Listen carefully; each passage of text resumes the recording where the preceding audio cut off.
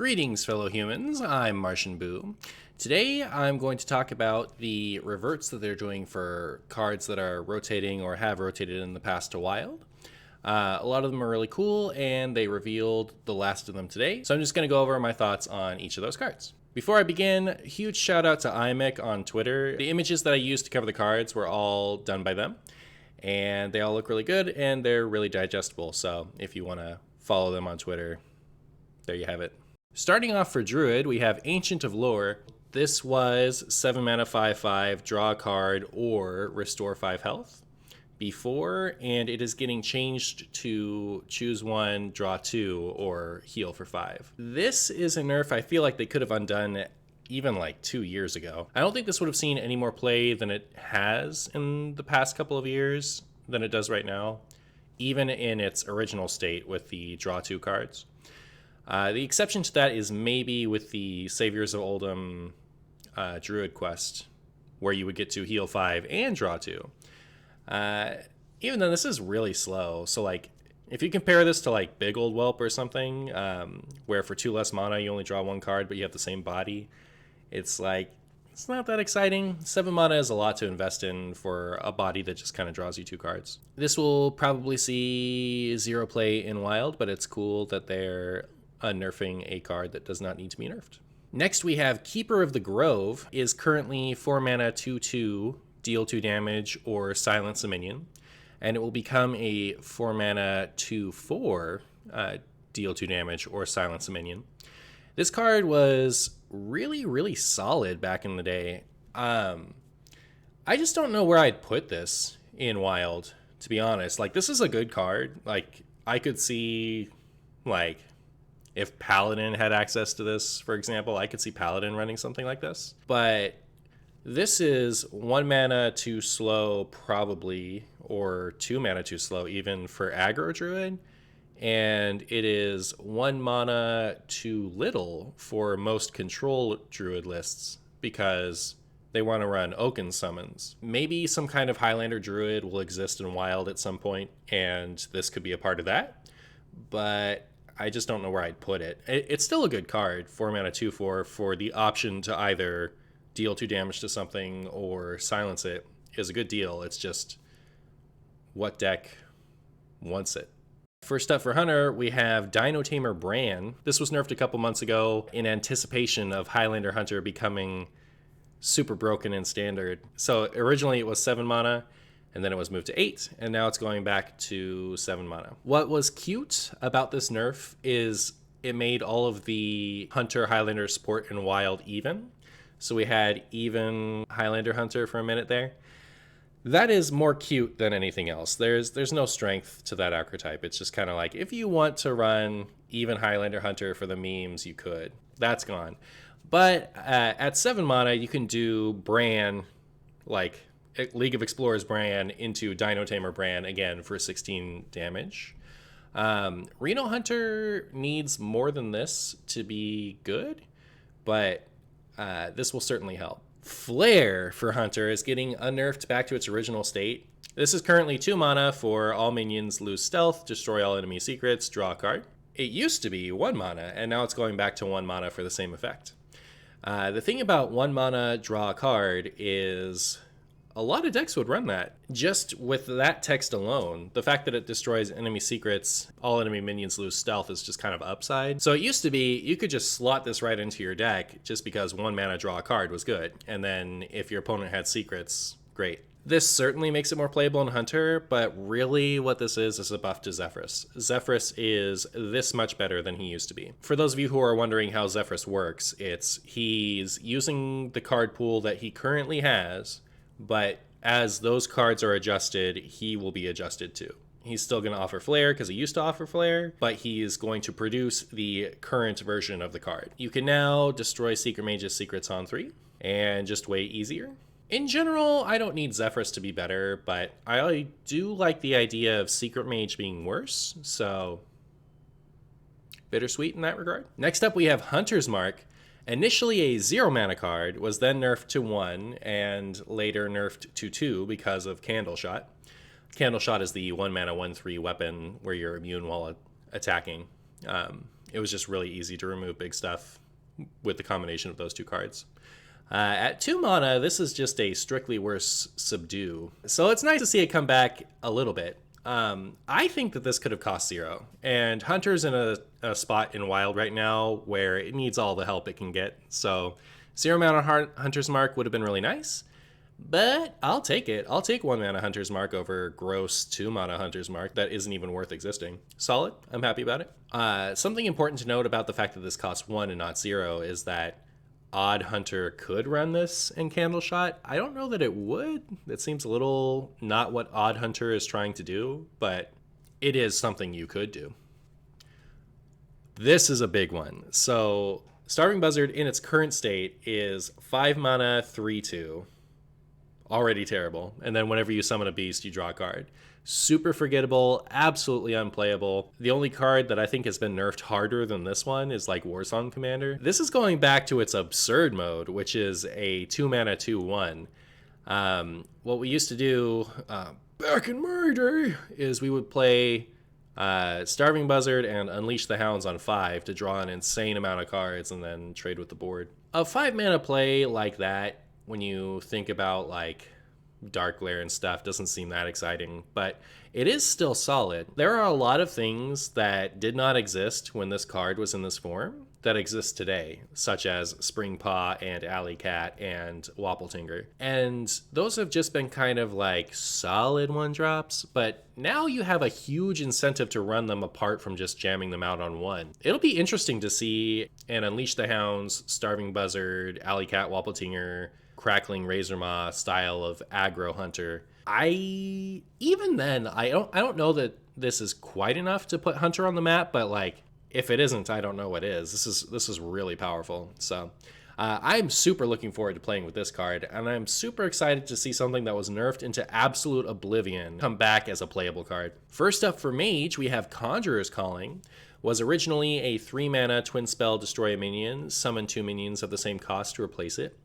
They nerfed it to 4 mana because it was really good with Mountain Giant and other such stuff like that. They made it cost a little bit more, and now it's going back to 3. I'm trying to think of how I would play this in a beneficial way.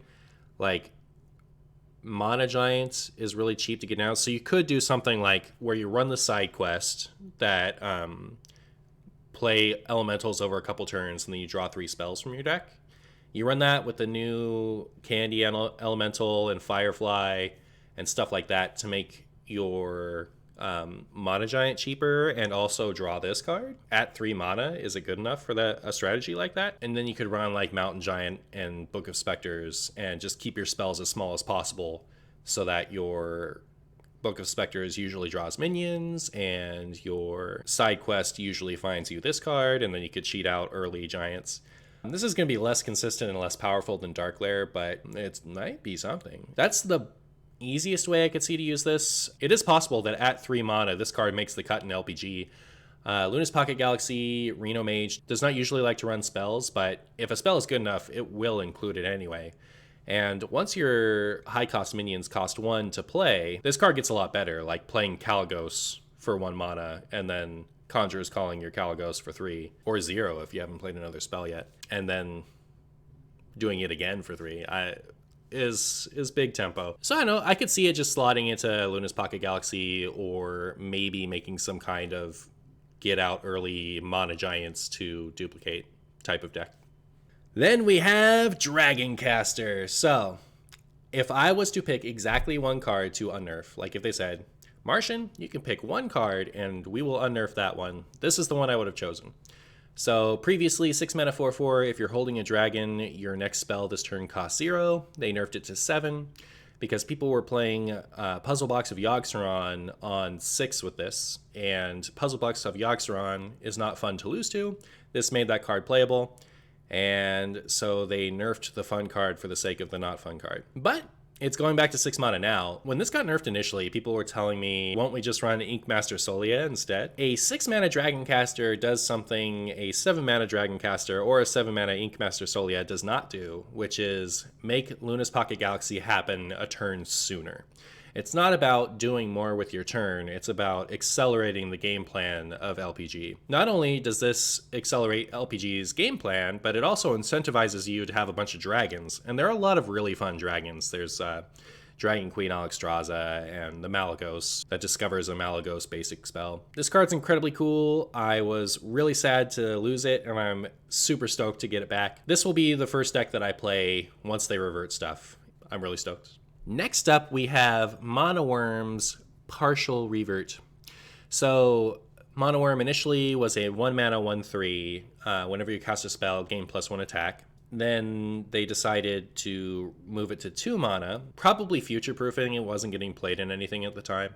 And now they are reducing the mana again, but they're also reducing the health as well. This isn't so much a revert to me as it is a redesigned nerf. I think that this is the nerf they should have done in the first place, because like 2 mana 1/3 for this effect is so ugh.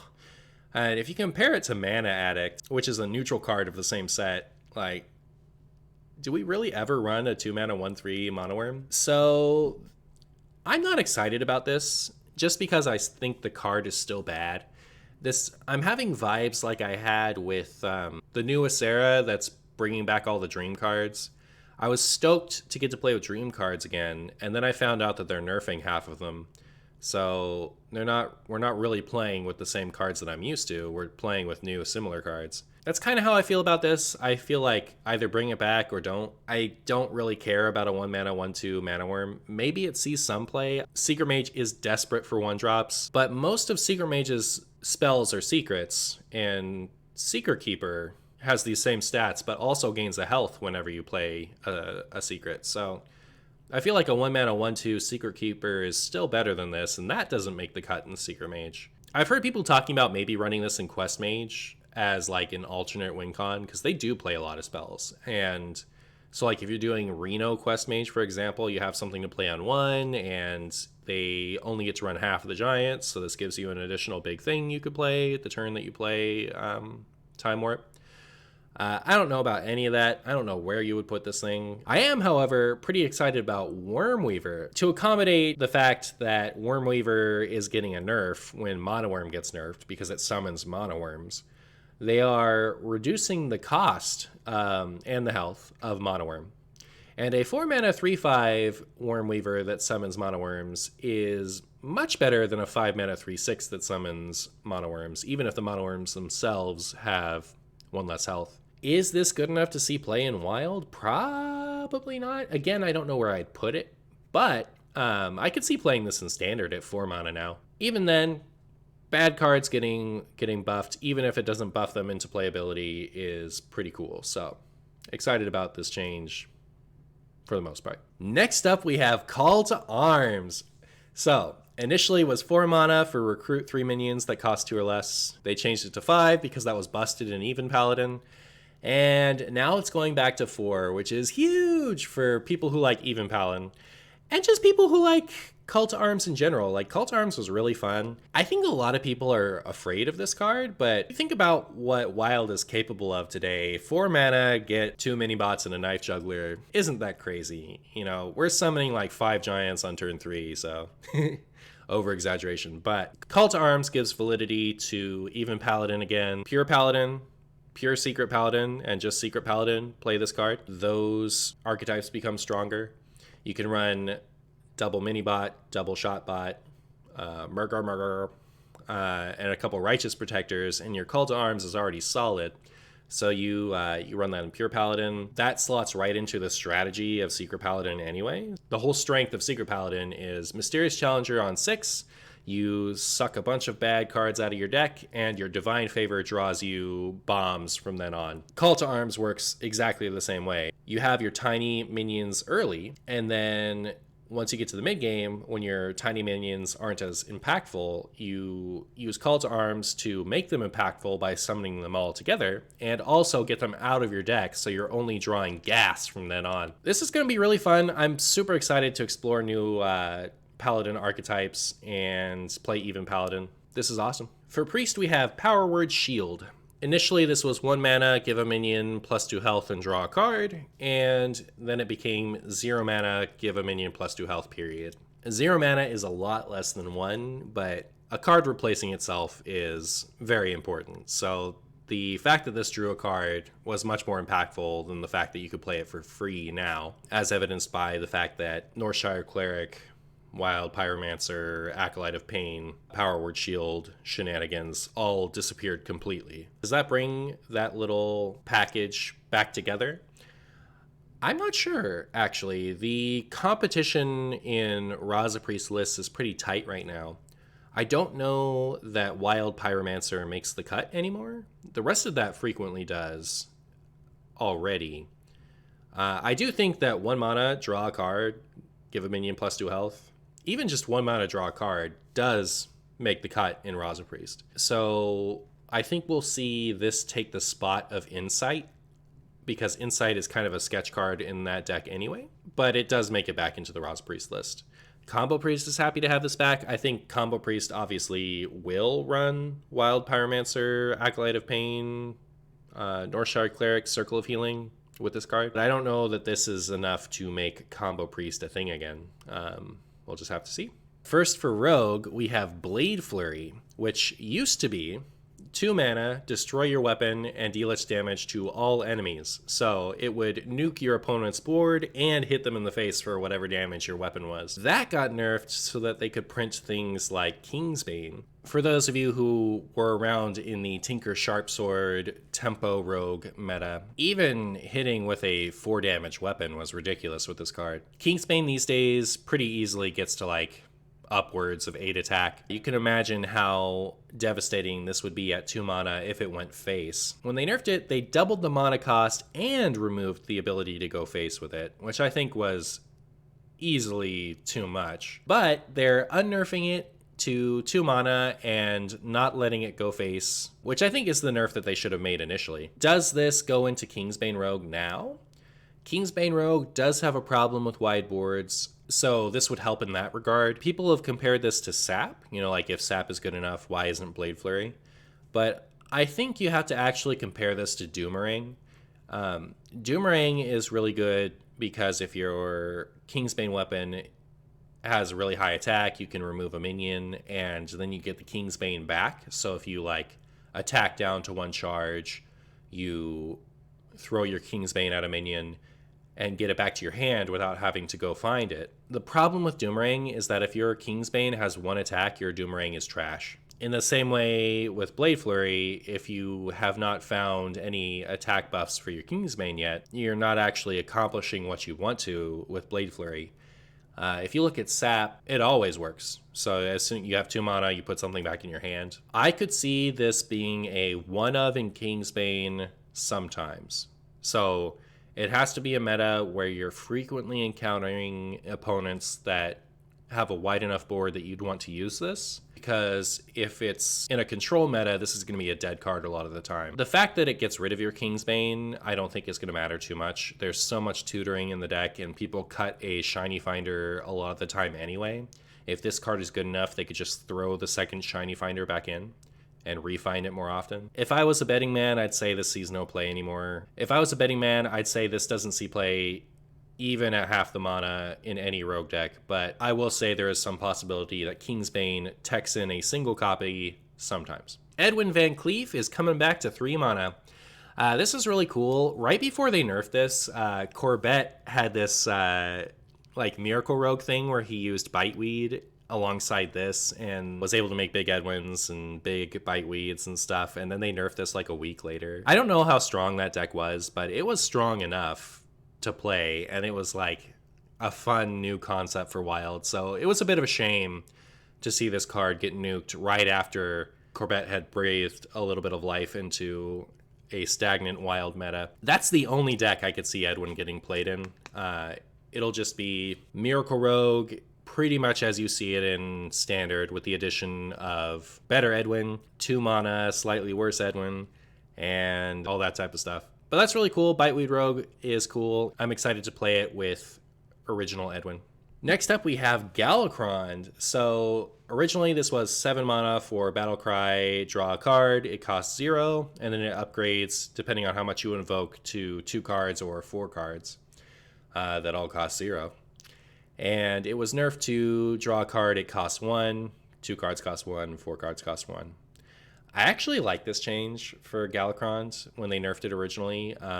It feels pretty bad to have your opponent draw 4 cards and then just destroy you with a bunch of free nothingness. That said, Highlander Rogue has been more than mediocre since this card got nuked, so having that back is, I guess, kind of cool. We'll see if I still feel that way once I've had to deal with this for a while. Even then, I feel like there are going to be more proactive and higher value rogue archetypes than Highlander Rogue, so we'll see how much of a wave Galakrond actually makes. Next up, we have Necrium Apothecary. This was initially 4 mana, draw a Death Rattle minion from your deck and gain its Death Rattle. It was nerfed to 5 mana because it's really annoying to lose the game on 4. The deck that I saw this played a lot at the time was a hand buff deck.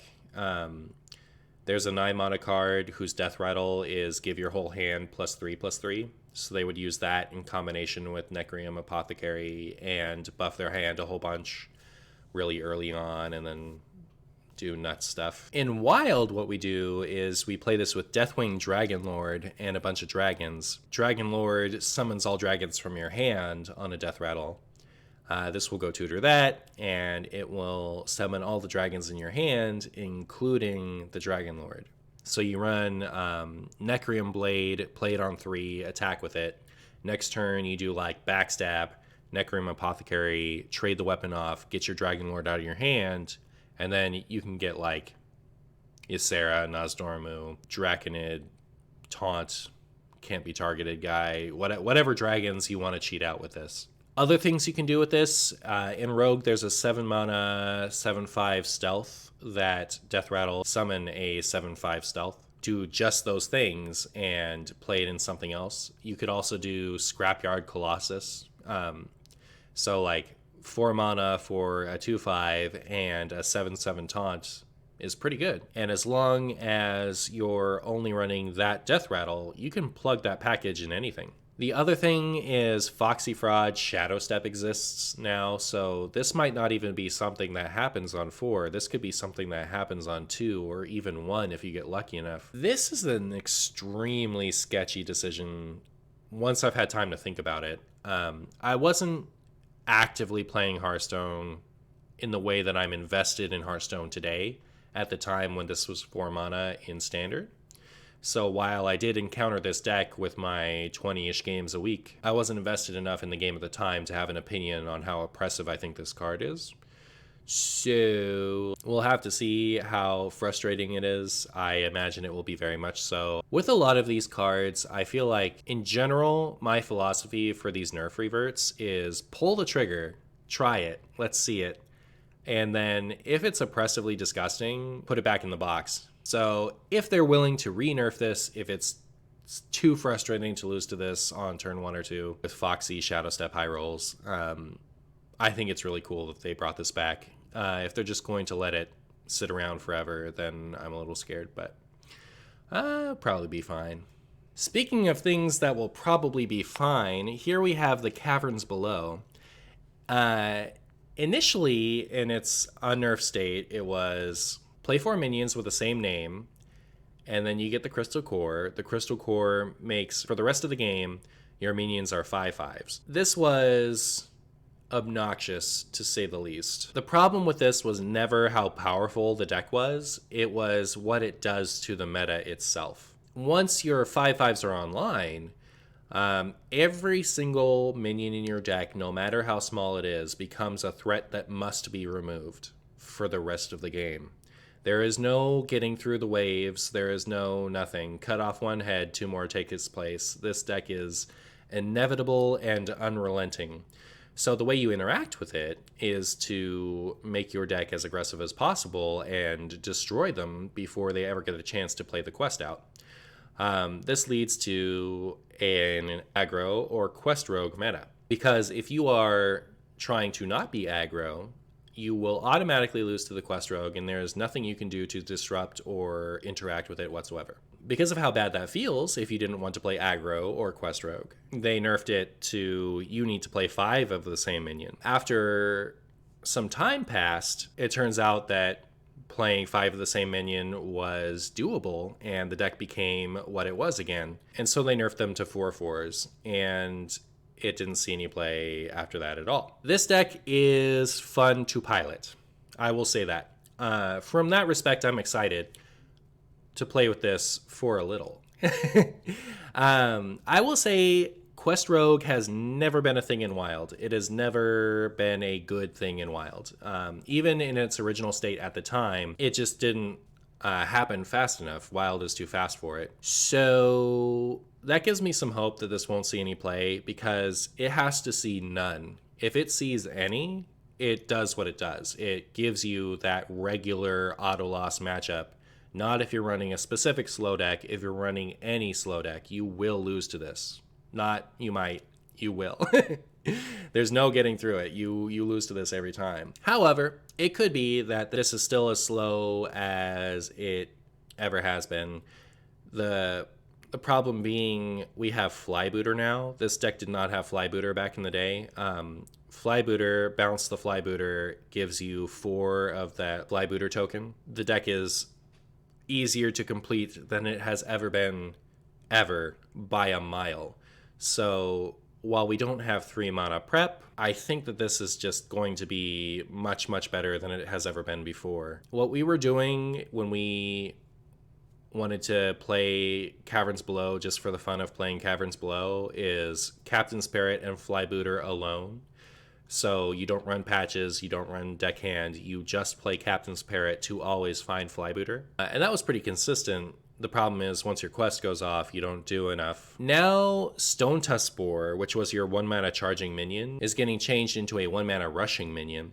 So that is no longer a tool for this deck, which means your cheap charging option becomes just deckhand. Some people have told me that that's a reason not to have to worry about Quest Rogue, but I have 2 thoughts. One is Captain's Parrot finding you Flybooter half the time still draws you Flybooter half the time. You know, Novice Engineer makes the cut in Quest Rogue because you can bounce out a bunch and get resources. So a Novice Engineer that specifically tutors the best card in your deck or your finisher is still good. It's worth running the Charger, even if it makes it so that Captain's Parrot only finds Flybooter half the time. But you don't even need Flybooter.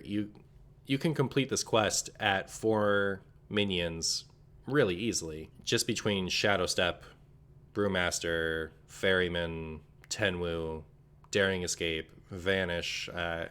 It's gonna happen. You have a lot of extra time against a slow deck anyway, so if you never find Flybooter, this is still activating, especially at 4 minions. But also, you don't need a charger. You can run this deck without charging at all. The thing about this deck is that you never run out of threats. Flybooter alone, once the quest is complete, is 15/15 on board for 3 mana. Firefly is 2 mana for 10/10 on board.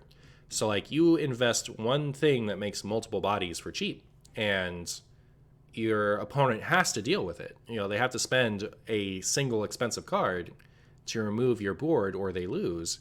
And when they do that, you spend like 2 mana, 3 mana for 1 or 2 cards, and you have a board that has to be removed again. Rogue also has Secret Passage, which it never had before. I think that this card is going to be nuts. If you remember, Dragoncaster was my pick for if I could only unnerf 1 card, I would have picked that one. After they said that they were unnerfing like 30 cards, I was telling people, like, if I could pick any one card to be not on the list of cards to revert, it would have been this one. It could be that this turns out fine, and there's nothing to worry about. But the thing is, like, that's the gamble you take with unnerfing Quest Rogue, is either nothing changes, the quest is still too bad in Wild, or Quest Rogue is good again, and you can't play anything remotely slow or you will lose to this deck. So I'm going to have a lot of fun playing with this for a week or 2, and then I'm going to be very frustrated with it if it remains playable. All right, for Shaman, we have Flame Tongue Totem. Used to be a 2 mana 0/3, give adjacent minions +2 attack. Then they nerfed it by 1 mana, so then it became 3 for that same effect. Now they're reducing it back to 2 mana again, but they're also taking a health away. I actually think this is really cool because the fact that it cost 2 mana and the fact that it gave neighboring minions +2 attack were the most important aspects of this card. Even Shaman likes this a lot. Even Shaman is already getting a mild buff in the form of taking away the spell damage totem and instead getting a board-centric totem that buffs your other minions at the end of your turn. So that, coupled with having their best card ever returned to them, having this removed from Even Shaman really nuked it. We now have another totem that is worth running in Even Shaman, which has become a very totem-centric deck, and we have a way to easily utilize the totems we make with our cheap hero power, in addition to the 0 mana +2 attack spell. This, I think, is enough to put Even Shaman back on the map. We'll have to see. Totem is currently a 4 mana 4/4. It gets +1/+1 for each totem. Is getting +1 health as well. That, as a 4/4, was enough to get played in that deck. So, Even Shaman getting some buffs. Maybe we'll see some Even Shaman again. Spirit Claws. 1 mana 1/3 weapon initially. Has +2 attack while you have spell damage. It was changed to 2 mana because of how frustrating playing this on 1 and then spell damage totem on 2 was. I don't think this is a coincidence that it's getting unnerfed at the same time that spell damage totem is being removed. So you have to actually deliberately put spell damage things in your deck now. The sad part about this is that Odd Shaman was a couple cards away from being a thing before, but that deck was built around the spell damage totem. So it getting the card it wanted the most is bittersweet because it's losing the core of its deck. So rip Odd Shaman, I guess. Is this good enough to play outside of Odd Shaman? Maybe. We're getting a 1 mana 3/2 spell damage overload 1, which you could imagine how strong like Tunnel Trog, Coin, that card is. Then you'll have a 2/3 and a 3/2 on 1. Follow that up with a Spirit Claws the next turn because you'll have 1 mana. If you have spell damage, this has 3 attack and 3 durability, so it's a 1 mana better Fiery War Axe. It's incredible. So it'll just depend on how good the spell damage minions are and if there's enough support. I do think that a hyper aggro spell damage Overload Shaman could be a thing. There is also to be considered the fact that there's a 2 mana 2/2 that tutors your weapon now. So you can find this consistently in a spell damage centric deck. That isn't odd, obviously. Next up we have all of the Shaman Galakron stuff. So Corrupt Elementalist, which is Battlecry invoked twice. Used to be 5 mana 3/3 was changed to 6 mana, is going back to 5. Dragon's Pack, which for 5 mana used to summon 2/2/3 Spirit Wolves with Taunt and give them +3/+3, was changed to +2/+2 and is going back to +3/+3.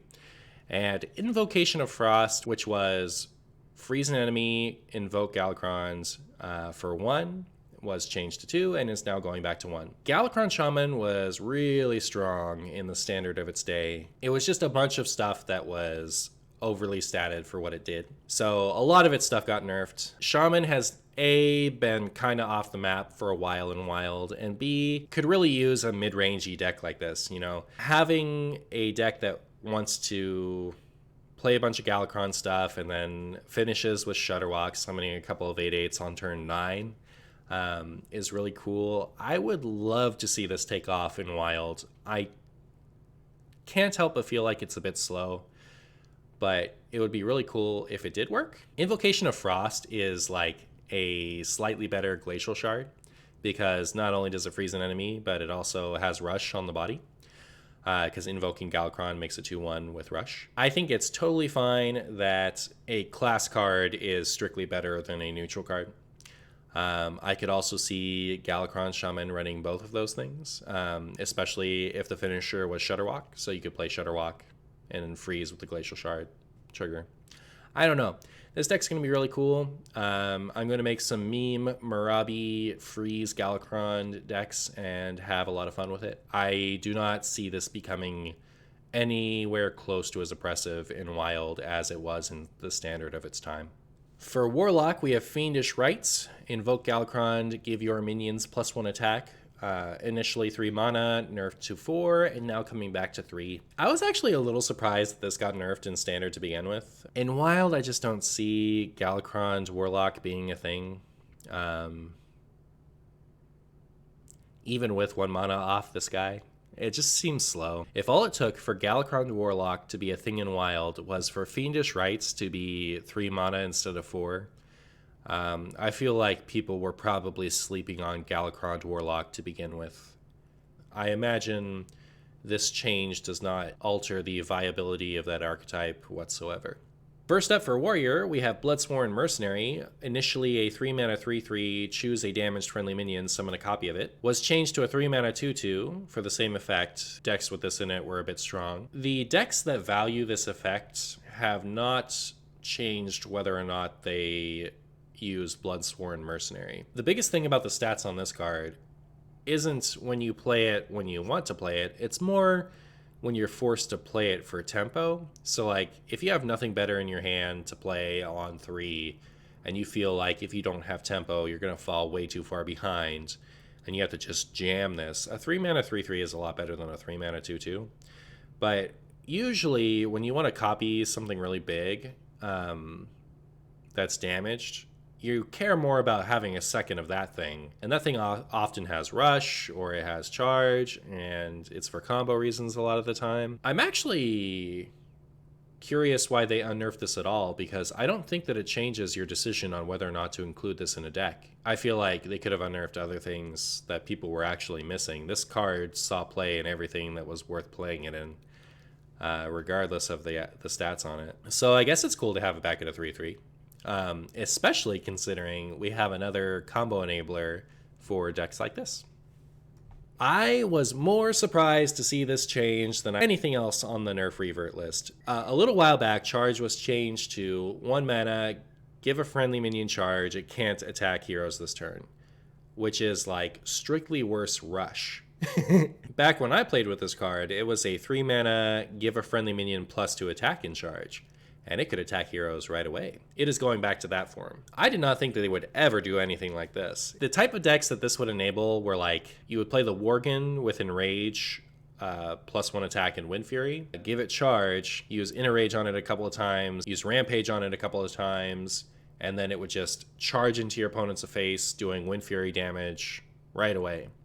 A Thaurissan trigger or 2 would help. So I'm excited to play decks like that. People are talking about Crab Rider. It's the 2 mana 1/4 Wind Fury Rush minion. You can Enrage that one for 2 mana and use the new 1 mana version of Rampage that does Divine Shield instead of the extra health. Again, Thaurissan trigger helps, and then just destroy your opponent in 1 turn. Crab Rider is 1 less mana, but it's also 3 less attack on the card itself, so I'd be surprised if that was the finisher over Worgen. We have Skipper, Ankar, Armorsmith, Battle Rage, Draw Engine now, so that deck is more powerful by a mile than it ever used to be.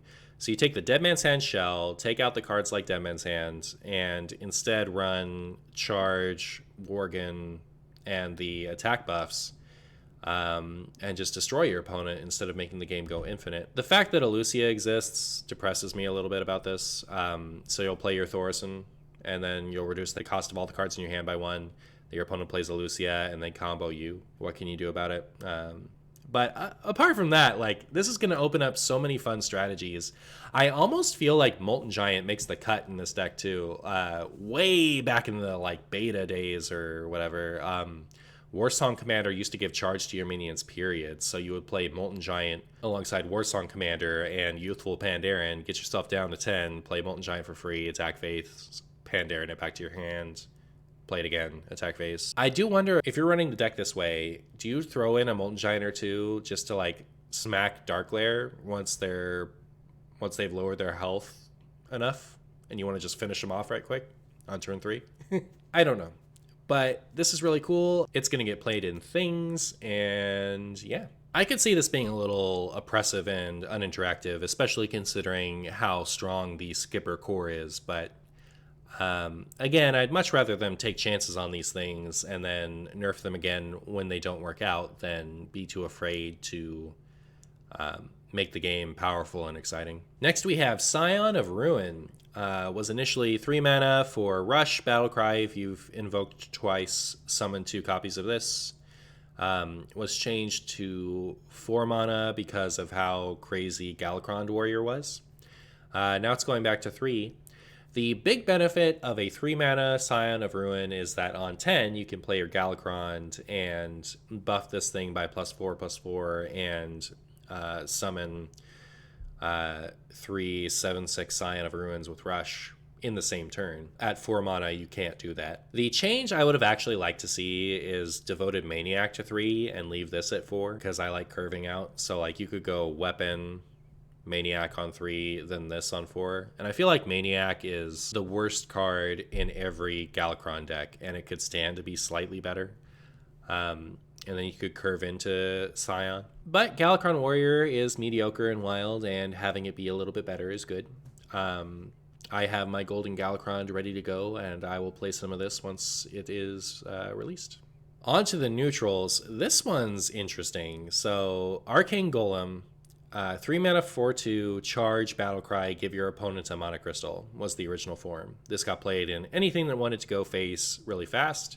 It's the exact same type of thing as Leroy. You don't want to tempo it out. You just want to kill your opponent with it. It was changed when they started to want to scale back charge to a 3 mana 4/4, give your opponent a mana crystal, and then everyone forgot it existed. Is Wild in a place where it wants a 3 mana 4/2 charge that accelerates your opponent to Reno Jackson? Maybe. We're getting Albatross back, you'll see in a minute. This is most of Leroy for 2 less mana. I could actually see this replacing Leroy in Dark Lair lists as your card that charges. This is better than Wolf Rider because it gives 1 more attack than the cost, and it's like situationally better than Leroy because it costs 2 less mana. Maybe it'll be good. The thing about this card is when this was seeing a lot of play, the card pool was a lot lower. I don't know that this will see play for certain, but it could easily be good enough in like Dark Lair to replace Leroy as your charging finisher, or you'll notice that this is 3 mana. Odd Demon Hunter that wants to go face. Odd Hunter wants to go face. Odd Hunter is getting an enormous buff, as we'll see here in a minute. Anything that wants to kill your opponent right stat now will start to consider this, and if I was a betting man, I would say that this sees some play. Bad Luck Albatross was 3 mana 4/3, Death Rattle, shuffle 2, 1/1 Albatross into your opponent's deck. Was a very, very, very efficient way to deal with Highlander decks, and so they changed it to 4 mana to make it see a little bit less play. So as a card to interact with Highlander, I actually really like it. I feel like it's good to interact with Highlander. It's marginally good to interact with Big Priest. From all of those aspects, I really like this card. Techs that are pretty good in most matchups and help you interact with an opponent and don't outright just win on the spot when you play them are fun techs to me. You know, like a 3 mana 4/3 is never that bad in an aggressive deck. And even if your opponent isn't running a Big Priest or a Highlander strategy, you've still made their draws a little bit worse once this dies. So it actually is an interesting tech card, and it doesn't automatically win on the spot either. Your opponent could draw the birds, they could not need their Highlander. This doesn't say if your opponent is this opponent, you win. So this is a very interesting tech card in that way for me. The only reason that I don't like this change is Bad Luck Albatross will be played as long as Highlander is played. It is so good at giving you a chance against that archetype. It shuffles minions into your opponent's deck, and as long as this card is a good card in Wild, a spell-only deck cannot exist in Wild. I understand that spell-only Hunter and spell-only Mage and spell-only Druid don't see any play in Wild right now, but these types of things have gotten support before. I imagine they'll explore that space again. Those type of decks are fun, and they will legitimately never have a foothold in Wild as long as this card exists at this mana cost. So Bird Priest is back. That's super fun. Interacting with Highlander is back. That's super fun. Interacting with Big Priest is back. That's super fun. But if you were hoping to ever see a spell-only deck again forever in Wild, you can kiss that dream goodbye. Bone Mare, going from 8 mana to 7 mana. It was originally 7 mana as a 5/5, give a friendly minion +4/+4 and taunt. Just a really strong neutral option. I didn't like this change at the time. It felt like it was a pretty decent card in the decks that ran it, but I never felt impressed by this card. I played a lot back then. I was really confused why they nerfed it to begin with. I think it's really cool that they're changing it back. This will see about as much play at 7 mana as it does currently. But for the nostalgists in the Wild meta, you will get to play with this card again. It's odd, so you could run it in an odd deck, but these days, odd decks limit what 5 drops they run. So 7 drop has to be bonkers before an odd deck will consider including it, and I don't think this card is bonkers. Dragon Queen Alexstrasza. Initially, 9 mana 8/8. If your deck has no duplicates, add 2 other random dragons to your hand. They cost 0. There was a time when this Alexstrasza could discover itself, and that was remedied quickly. Then after some time, it was just too powerful for standard, so it was changed to make the dragons cost mana. I actually think that made the card a lot more interesting. Like, you had to decide which dragon to play. The fact that you had to use mana for it meant that, like, if you wanted to play Smite that turn or something like that, you had to choose. When it produces 0 mana dragons, it's just kind of like, all right, I play Dragon Queen Alexstrasza. Are my dragons good enough? All right, I'll play them too. So the change I would have liked to see to this card is make it 8 mana so that you're still able to play all the dragons in the same turn on 10 again, instead of it being like, all right, on 10 I get 1 for now and 1 for later. But I don't hate that they're changing it back. I think it'll be fine. Raz the Priest has gotten to the point where it doesn't want to include anything this expensive, so this is going to be a Reno Lock, Reno Hunter, and this Pocket Galaxy card, so that'll be cool to maybe strengthen those archetypes and make them compete with things a bit more if they can afford to run this dragon. Luna's Pocket Galaxy, I'm excited to get back. We'll play this card, I'm certain, because it values high cost dragons because it can reduce them to 1. So if Quest Rogue does not remove the playability of Luna's Pocket Galaxy completely, we'll get to enjoy some Dragon LPG as we did before. And that deck is super fun. Archivist Elysiana, actually controversial revert in a different way than some of these other ones. Was initially 8 mana 7/7, discover 5 cards, replace your deck with 2 copies of each. Changed to 9. What people were doing with this was, on 10, they would play this with an empty deck, put 10 cards into their deck, and then Baleful Banker this to put another Elysiana in your deck to get again later.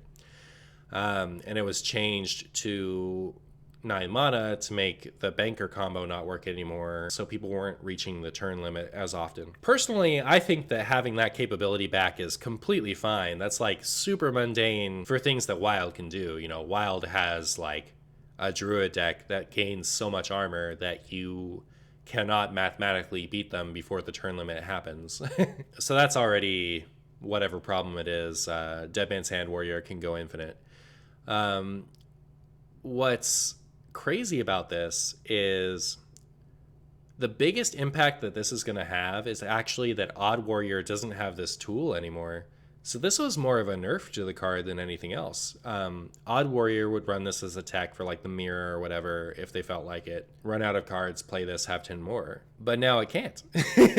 So like all that's going to change is that this is going to see less play in Wild. Maybe a Reno Lock would run this with Banker at some point. I don't know. I doubt it. This was more of a nerf than anything else. What I would have liked to see is this change to 7. A 7 mana 7/7 is blast stats. Who cares? I don't think that this at 7 mana is really any different than this at 8 mana. And then Odd Warrior would still have it. You could still Banker it and other things. Odd Warrior could then play this and tank up in the same turn, which would have been cool. I'd like that change still to happen. This is the nerf to the card much more than it's a buff, I think. So there you are. Frenzied Fel Wing was initially a 4-mana 3/3, cost 1 less for each damage dealt to your opponent this turn, was changed to a 3/2 because of how easy that is to get out. Now it's going back to a 3/3. I think this is cool. I like Even Hunter as an archetype, and Even Hunter really likes this as a 3/3. 0-mana 3/3s, I think, are pretty fun in a much more benign way than 0-mana 8/8s can be sometimes. So, like Happy Ghoul and that sort of thing, I think are pretty cool. At 3/3, this might be enough to see play in Aggro Druid, Even Hunter, any Hunter, Demon Hunter, that if there's ever one that isn't odd. Anything that can do a lot of damage really fast wants to play this, because a 0-mana 3/3 early is pretty powerful. The reason that a 0-mana 3/3 is so much more powerful than a 0-mana 3/2 is because of things like Deckhand and Plunderer and Glacial Shard and stuff. This survives so many early minions now than it did when it was nerfed. This will see more play, it's a fun aggro card, and that's cool.